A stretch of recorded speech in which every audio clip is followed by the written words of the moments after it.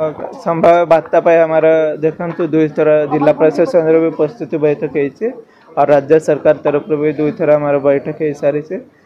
आम सबू line department रे और समस्त जिते बीडीओ तहसीलदार आईसी आईएससी सीडीपीओ समस्त को सतर्क करके रखीचे समस्त हेडक्वार्टर ही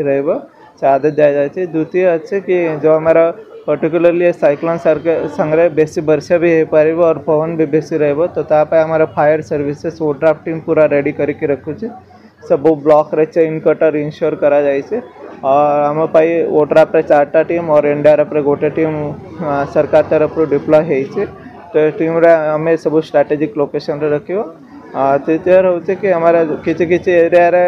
माने जोटी रोड ब्रिज रे काम चलुची सेठी रास्ता ऊपर पानी आसी जाउचे तो से एरिया रे हमें नाकाबंदी करके रखिबो। आज मीटिंग हेतिला जोटारे प्रत्येक लाइन डिपार्टमेंट समस्त आसीथिले बीडीओ तहसीलदार पुलिस फायर आपणकर टाटा पावर समस्ते आसीथिले सेमानकर मीटिंग नेहला सेमाने